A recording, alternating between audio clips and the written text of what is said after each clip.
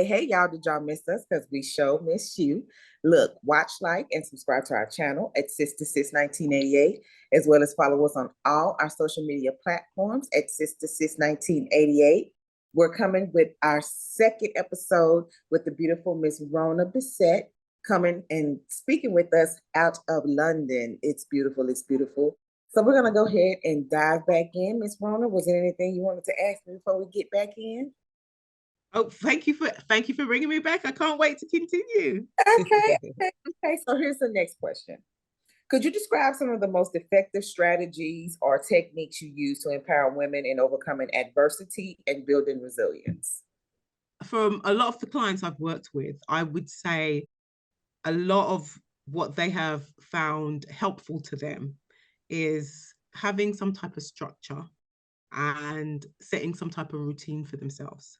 And when I talk about routines, I'm talking about things like morning routines. Like when you get up in the morning, what is your routine like? You're not just getting up and going to work and whatever you're doing, but what is your routine like? What are the things that you're doing to get you started on your day? And how are those routines affecting you?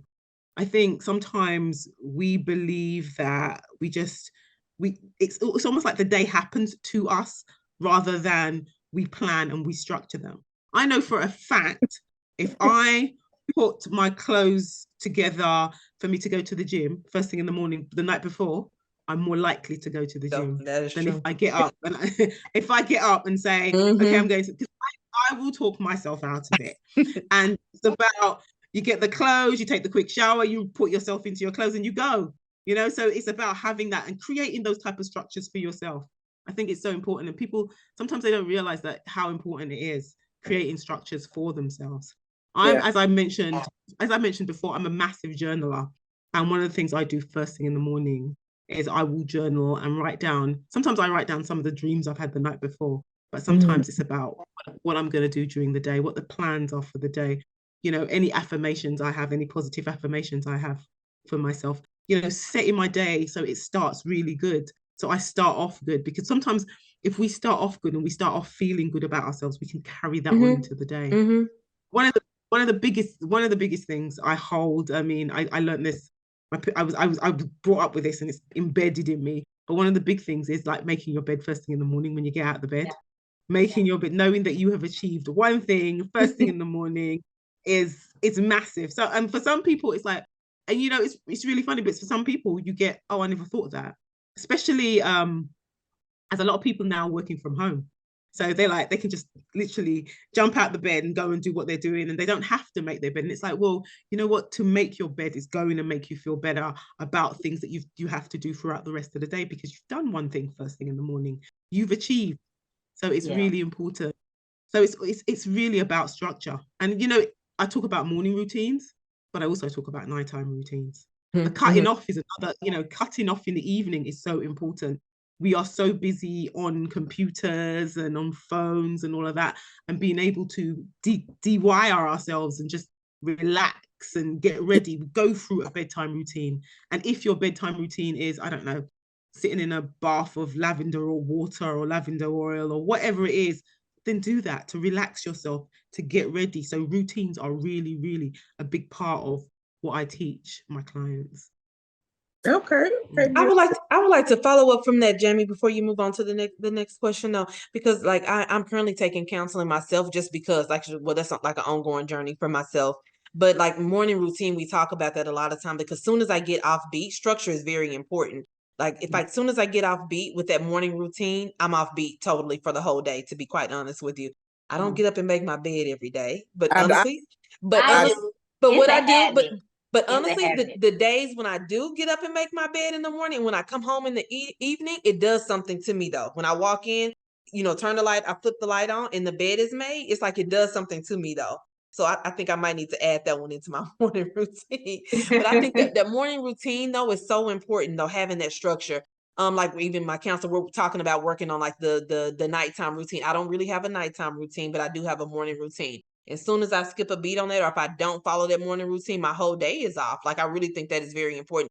Having structure, us as human beings, I don't think we understand how much structure is so important though. So when you said like structure, having structure is definitely 100%. That's important. That is really important. I guess I could say I work at night.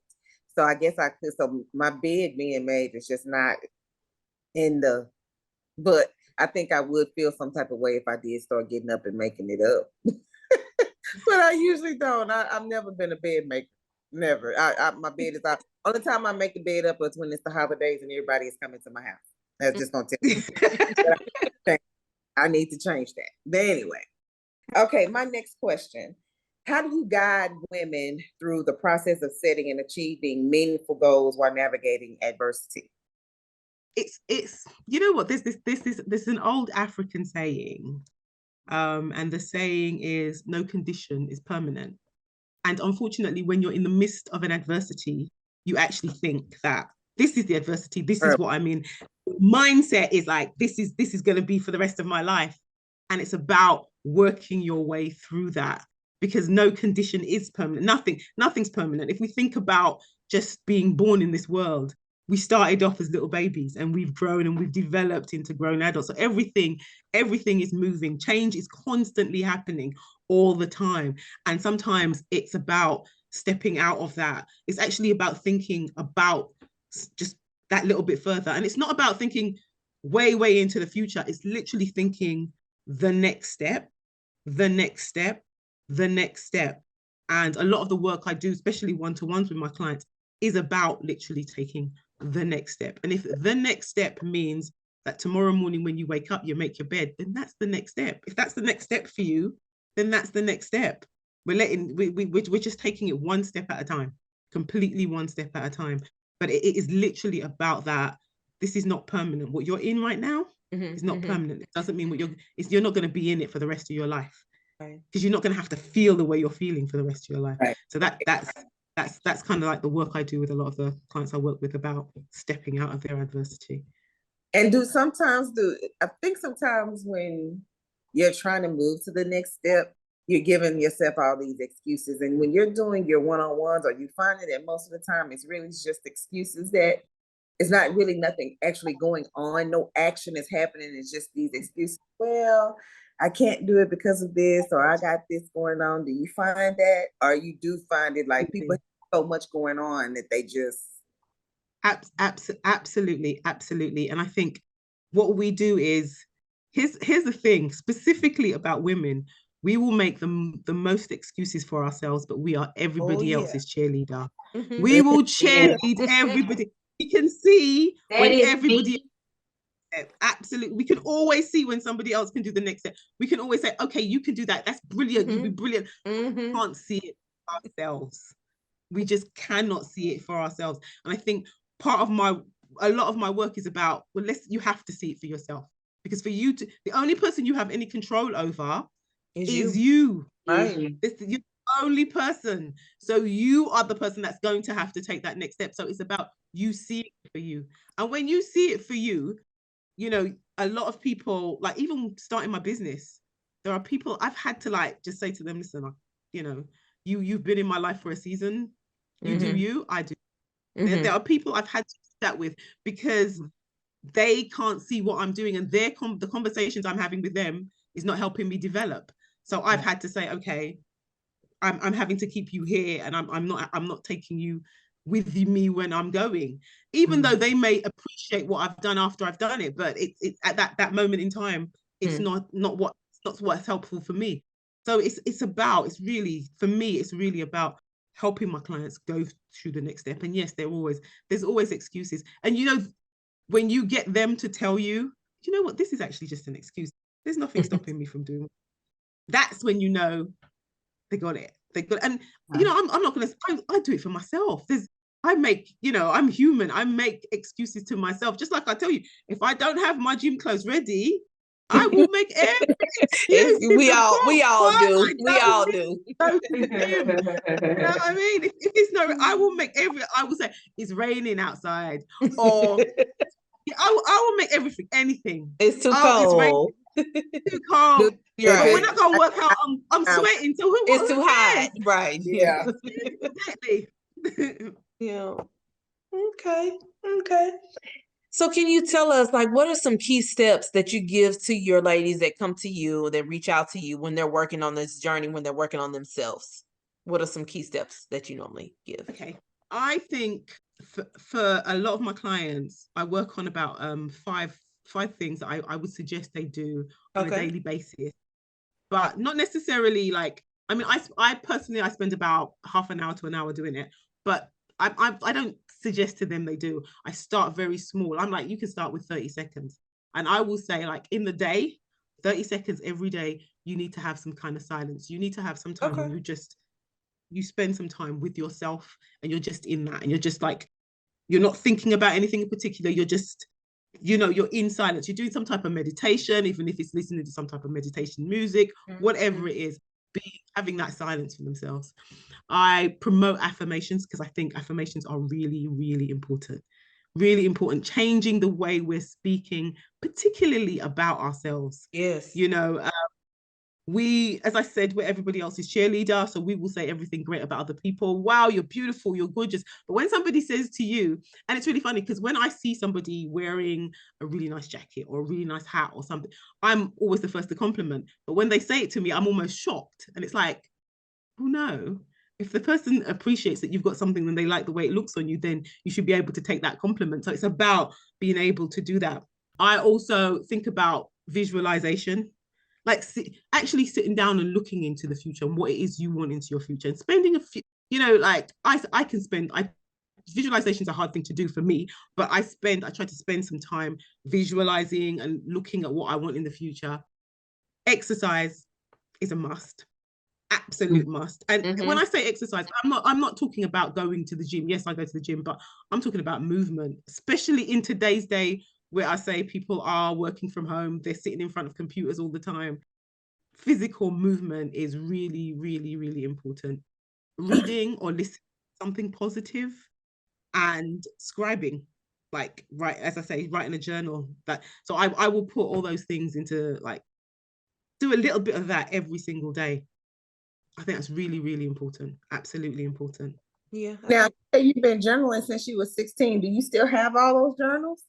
I have all those journals. It's really funny because I was on another podcast the other day and the lady said to me, you know what, you probably have enough information to write a book. And I was like, right.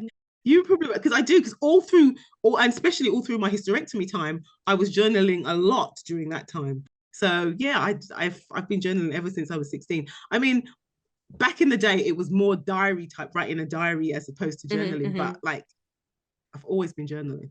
I love it. And I do it in all different colors because journaling, when I talk about journaling to my clients, I don't want them to see it as a chore, because if you see it as a chore, it's something you have to do. Right. And I guarantee you won't continue doing it. It has to be something you enjoy.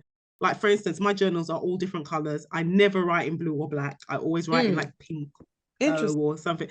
And that's because that's works for me, because that's the kind of person I am. Yes. But it depends on who you are. Some people journal in the evening. They want to journal just before they go to sleep. If that's what they want to do, feel comfortable doing, you've got to do what works for you. Works for you. Yeah. Yeah. Journaling is healthy though. Can you provide us with some further details about your meetup group, the Self-Help Hub for Women? On my meetup group, I do a lot of webinars.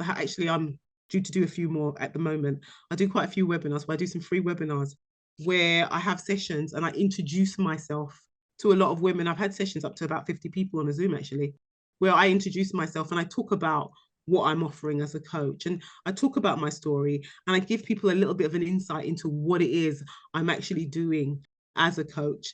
And it sometimes leads to me having clients. It sometimes just leads to people wanting to have a chat, and I give them an extra 15 minutes and I have a little one-to-one with them, a free one-to-one with them, just talking to them about where it is they want to go and what it is they want to do.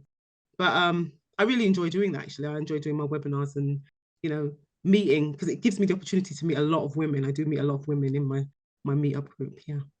Okay. On your website, it looks like you have you offer a resource section. Can you tell us a little bit more about the Personal Development Resource Center and what that entails? The Personal Development Resource Center is just it's a place where people can look for particular personal development books, and they're not necessarily by myself, they're by other personal development people, and I offer that to them, and I give them the opportunity to be, if they're interested in certain things, if they're interested in audio books, if they're interested in Kindle books, whatever hardback books, if they're interested in them, like I try to source them and get people to, get involved with, because there's sometimes to read and to find out about what other people are saying can be also beneficial and help you, give you it gives you that extra guiding, your guiding light that you need. So yeah. So just reference sources. Yeah. Okay. Yeah. And are there any fees or anything for your courses? Well, on my